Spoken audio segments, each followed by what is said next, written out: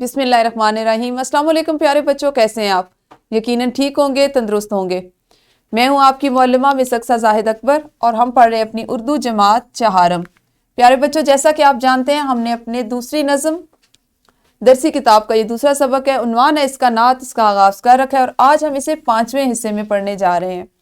آپ کے آج کے سبق کے حاصلات تعلم کچھ اس طرح سے ہیں: خط، درخواست اور مکالمہ لکھ سکیں۔ یقیناً ہم یہ تینوں چیزیں آج ان کو مشق نہیں کریں گے، تینوں چیزوں کے متعلق آج نہیں سیکھیں گے، بلکہ آہستہ آہستہ اپنے آگے آنے والے اسباق میں ان سب چیزوں کی مشق کریں گے۔ آج ہم ان میں سے صرف کوئی ایک چیز جو درخواست ہے اس کو سیکھیں گے۔ پیارے بچوں، اپنے سبق کے آغاز سے قبل ہم کریں گے دہرائی۔ آپ کے سامنے چند جملے لکھے ہوئے ہیں۔ پہلا جملہ ہے، نبی اکرم صلی اللہ علیہ وآلہ وسلم نے امانت میں خیانت نہ کرنے کا حکم دیا۔ دوسرا جملہ ہے، اسلام سے قبل عربوں میں بتوں کی عبادت کرنا اور لڑکیوں کو زندہ دفن کرنا عام تھا۔ اور تیسرا جملہ ہے، آپ صلی اللہ علیہ وآلہ وسلم نے ہمیں فرشتوں، کتابوں اور آخرت پر ایمان رکھنے کا حکم دیا، لیکن اللہ کے ساتھ کسی کو شریک ٹھہرانے سے منع فرمایا۔ پیارے بچوں، آپ نے اس میں سے وہ جملے الگ کرنے ہیں جو مرکب ہیں اور ان مرکب جملوں کے متعلق اپنے معلمہ کو بتانا ہے کہ کون سے لفظ کی مدد سے، کون سے الفاظ کی مدد سے ان جملوں کو مرکب جملہ بنائے گے۔ تو ویڈیو کو روکیے اور پہلے سرگرمی کو کیجیے۔ جی یقیناً آپ نے دہرائی کر لی ہوگی مرکب جملوں کی۔ آپ کو سامنے ایک تصویر دکھائی دے رہی ہے۔ آپ اس تصویر کے مناسبت سے مجھے بتا سکتے ہیں کہ اس میں آپ کو کیا دکھائی دے رہا ہے؟ بالکل صحیح، ایک بچی ہے، وہ اپنی والدہ کے ساتھ بیٹھی ہوئی ہیں، ان کے پاس یہاں پہ کچھ قلم پڑے ہوئے ہیں، یعنی وہ شاید کوئی اپنی تعلیمی سرگرمی سر انجام دے رہی۔ پیارے بچوں، اگر آپ نے گھر میں اپنی والدہ سے، والد سے، بڑے بہن بھائی سے کوئی فرمائش کرنی ہو، اجازت لینی ہو، تو آپ کیا طریقہ اختیار کرتے ہیں؟ بالکل صحیح، آپ ان سے پوچھتے ہیں، ادب اور تمیز تہذیب سے ان سے اس بات کی اجازت لی جاتی ہے یا اپنی کوئی فرمائش کی جاتی ہے۔ اس تصویر میں آپ دیکھیں، یہ ایک کھیل کے میدان کی تصویر ہے، کیونکہ سب بچوں نے کھیل کا لباس پہنا ہوا ہے، ایک جیسا لباس پہنا ہوا ہے، اور یہاں پر موجود یہ شخص جس کے ہاتھ میں یہ موبائل یا ٹیب ہے، یہ ان کو یقیناً کھیل سے متعلق کچھ بتا رہے ہیں۔ یہ ان کا استاد ہے، کوچ ہے۔ ہم کھلاڑیوں کے جو سکھانے والے ہوتے ہیں اس کو کوچ کہتے ہیں، جو ان کے کھیل میں رہنمائی کرنے والے استاد ہوتے ہیں۔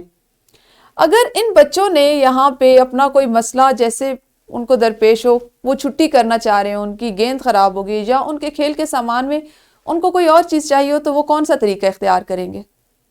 بالکل صحیح، وہ بھی اپنی بات کو بتائیں گے، خود سے ان سے ذکر کریں گے یا زبانی طور پر اس کا اظہار کریں گے اور ان کو اس سے متعلق آگاہ کریں گے۔ اسی طرح ایک تصویر ہے، یہ کسی مدرسے، کسی اسکول کی تصویر ہے، جس میں آپ کے جیسے طلباء بیٹھے ہوئے اور ایک یہ معلم ہے، ٹھیک ہے؟ اب معلم ہے، ایک کمرہ جماعت ہے، یہاں پر اگر آپ نے اپنے معلمہ سے، اپنے معلم کو کچھ بتانا ہو، کوئی آپ کو ضروری کام ہو، آپ اسکول نہ آ سکتے ہو، آپ بیمار ہو یا آپ کو کوئی اور ایسا مسئلہ درپیش ہو، تو اس صورت میں آپ نے اگر اس کے لیے چھٹی کرنی ہو، نہ ہونا، تو آپ کیا طریقہ اختیار کرتے ہیں؟ جی، اس کے لیے آپ لکھتے ہیں ان کو درخواست۔ آپ بیمار ہو، آپ نے اسکول سے چھٹی کرنی ہو تو آپ درخواست لکھتے ہیں۔ آپ کو کوئی ضروری کام ہو، آپ نے اسکول سے چھٹی کرنی ہو تو آپ درخواست لکھتے ہیں۔ آپ کو آپ کی اسکول کی فیس میں کوئی مسئلہ ہو تو آپ اس کے لیے درخواست لکھتے ہیں۔ آپ کے گھر میں کوئی خدا نہ خواستہ کوئی پریشانی ہو، کوئی بیمار ہو، آپ نے کہیں شادی پہ جانا ہو تو اس کے لیے آپ درخواست لکھتے ہیں۔ آپ نے اپنے تمام ہم جماعتوں کے ساتھ مل کر کہیں سیر کے لیے جانا ہو، کوئی میلہ دیکھنے جانا ہو، کسی لائبریری میں جو آپ کے اسکول میں نہ ہو وہاں جانا ہو، تو آپ درخواست لکھتے ہیں۔ تو پیارے بچوں، ہر چیز کا ایک طریقہ ہوتا ہے۔ ہم جب گھروں میں بات کرتے ہیں، کہیں اور بات کرتے ہیں، تو وہ ہم براہ راست بات کر سکتے ہیں، لیکن اسکول میں اس چیز کو، اپنے مدرسے میں اس چیز کا خیال رکھا جاتا ہے کہ ہم نے اپنی بات کو اپنے معلم اور صدر معلم تک پہنچانے کے لیے ہم درخواست کا سہارا لکھتے ہیں۔ ہم آج جو چیز سیکھنے جا رہے ہیں وہ بھی ہے درخواست نویسی۔ پیارے بچوں، درخواست کو عرضی بھی کہتے ہیں، اور درخواست سے مراد ایسی تحریر ہوتی ہے جو کسی ماتحت یا عام آدمی کی طرف سے کسی خاص مقصد یا ضرورت کے تحت عہدے دار یا ذمہ دار کو لکھی جاتی ہے۔ جیسے آپ طالب علم ہیں تو آپ درخواست اپنے صدر معلم کو لکھتے ہیں۔ درخواست لکھنے کے لیے کچھ ہدایات ہیں، جن میں سے کچھ اس طرح ہیں کہ جس افسر کے نام درخواست لکھنا ہو، سب سے پہلی سطر میں اس کا عہدہ اور پتہ نہایت مؤدبانہ انداز میں لکھتے ہیں، مثلا بخدمت جناب صدر معلم صاحب۔ یہ ابھی آپ چونکہ طالب علم میں تو آپ کی عمر کے لحاظ سے اس طرح سے لکھا جائے گا، لیکن جب آپ اپنی زندگی کے عملی میدان میں ہوں گے تو جہاں جس محکمے میں آپ کام کر رہے ہوتے ہیں وہاں پہ جو آپ کے عہدے دار ہوتے ہیں، جو ذمہ دار ہوتے ہیں، آپ ان کا یہاں پہ لکھتے ہیں نام، ٹھیک ہے؟ بخدمت جناب صدر معلم صاحب، یہ آپ نے پہلی سطر میں لکھا، دوسری سطر میں آپ نے اپنے اسکول کا نام لکھ لیا، اور اس کے بعد آپ لکھتے ہیں تیسری سطر میں جناب عالی، یعنی آپ ان کو مخاطب کر رہے ہوتے ہیں عزت اور تہذیب کے ساتھ، ان کے مرتبے کا خیال رکھتے ہوئے۔